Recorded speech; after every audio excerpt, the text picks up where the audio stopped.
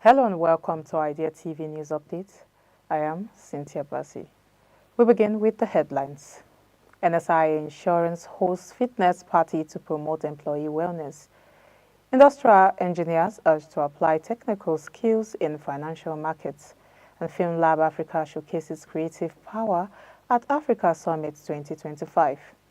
40 killed in attack on Sudanese displacement camp. And in health experts warn chronic back pain. Nigerian nation Rufa Pampa said the initiative was about more than just exercise.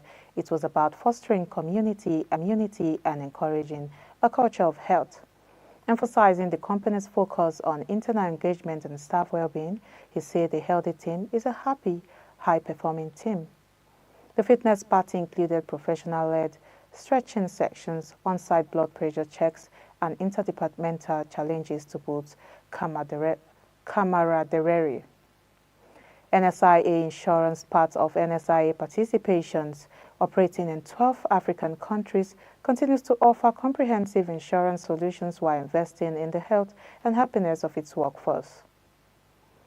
Moving on, a postdoctoral fellow at Hong Kong Polytechnic University, Dr. Kehinde Olubanjo, has called on industrial engineers to leverage their technical skills and tools to tap into the wealth building opportunities in the global financial markets.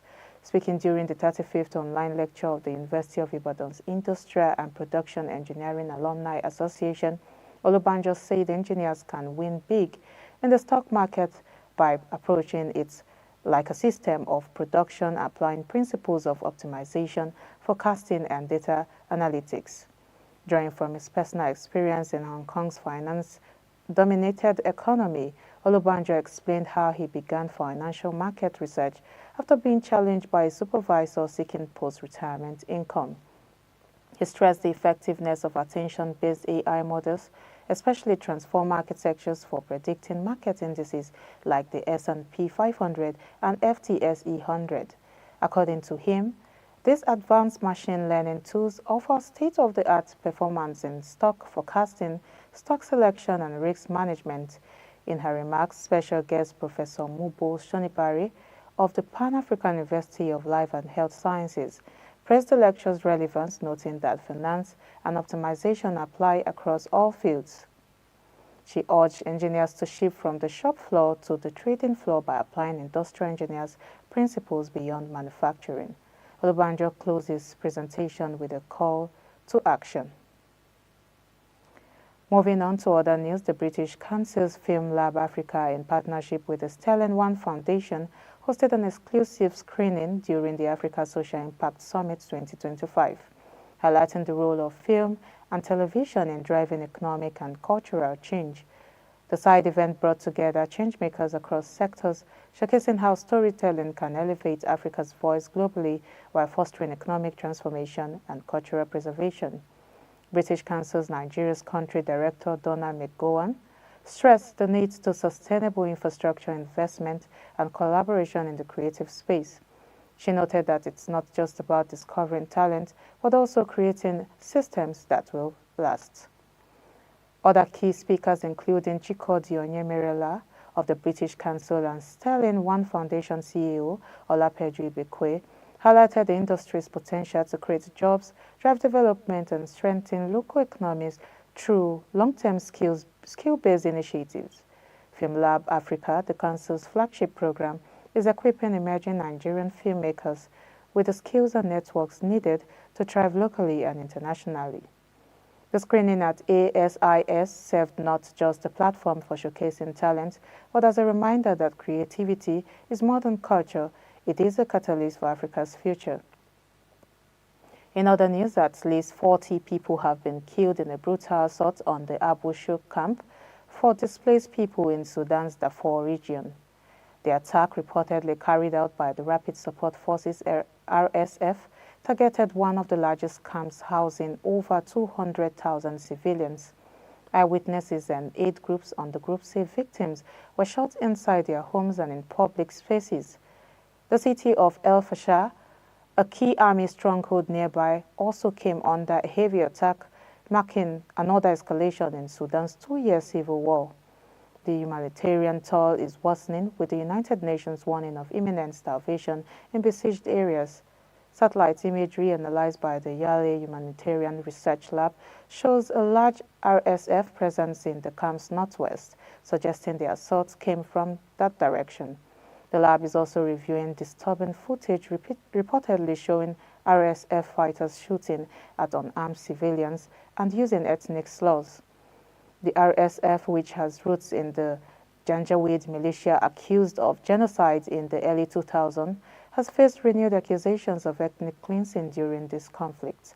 The Abu Shuk camp was originally established over 20 years ago for non-Arab communities, including the Four and Zaghawa, who were fleeing militia violence.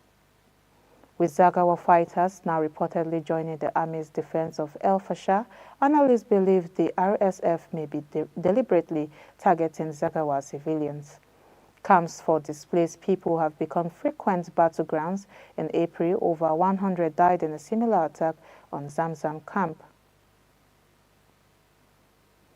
We go on a quick break now. The news continues when we return.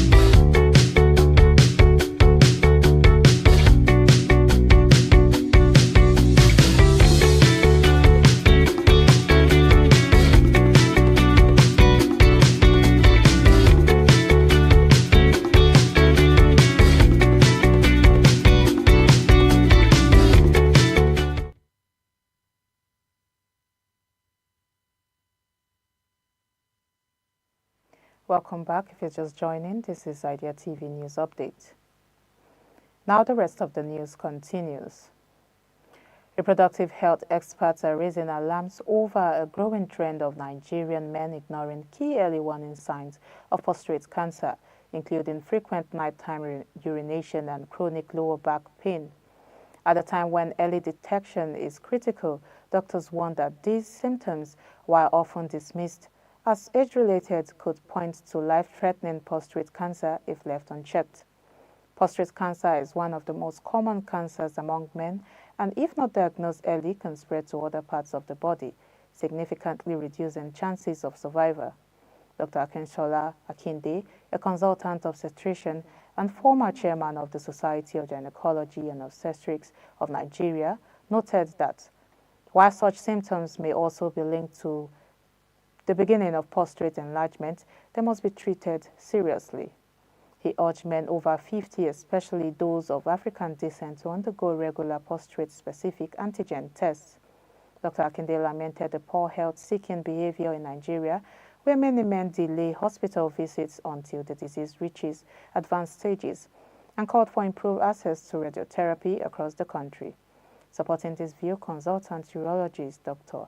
Ayuze Chukwu Obiesie from Nnamdi Azikiwe University Teaching Hospital emphasized that lower back pain, especially when radiating to other parts of the body, is a significant red flag.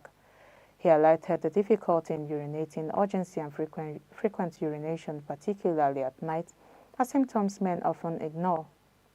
He stressed that early diagnosis is essential for curative treatment, adding that public awareness and timely medical intervention can drastically improve outcomes in prostate cancer care. Moving on to business news, filling stations across Nigeria have raised petrol pump prices to 900 naira per litre and above, even as global crude oil prices dropped over the weekend. In Lagos and Ogun State, stations operated by the Nigerian National Petroleum Company Limited and Dangote refinery partners, including Adova and Heden, adjusted prices upward. Some stations along the Lagos-Ibadan Expressway were seen selling petrol for between 910 naira and 925 naira per litre. This comes despite crude oil falling from early $69 to $66 per barrel and no significant movement in the naira-dollar exchange rate. The Dangote refinery increased its ex-depot price from 820 naira to 850 naira per litre on Friday, sparking similar hikes at major depots, where petrol now sells for between 850 naira and 870 naira per litre. Marketers cited a short-term spike in crude oil prices from about 10 days ago as a reason for the hike. However, the Petroleum Products Retail Outlet Owners Association believes pump prices may soon drop, pointing to recent global oil prices corrections and resumed supply from the Dangote refinery, which it had earlier claimed suspended loading, a claim the refinery has denied. And lastly, in sports, Super Eagles striker Sadiq Umar and Kaduna North lawmaker Bello El-Rufai have officially acquired ownership of the historic Ranchers Bees Football Club. The duo announced their plans on Monday, pledging to restore the club's legacy and secure promotion to the Nigerian Premier League. Founded in the 1970s, Ranchers BFC was once a powerhouse in northern Nigeria football, reaching the final of the 1988 CAF Cup Winners' Cup and clinching the WAFU Cup in 1989.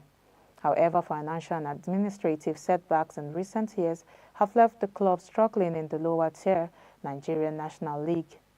Umar, expressing pride in the acquisition, said the goal is to return the club to its glory days. It's a thing of pride and joy for us to be the bona fide owners of the club, he said. We'll bring back the old memories of the club and return the fans to the stadium. And that's all we have for you on Idea TV News Updates. But before we go, here's a recap of the headlines. NSIA Insurance hosts fitness party to promote employee wellness. And industrial engineers urged to apply technical skills in financial markets.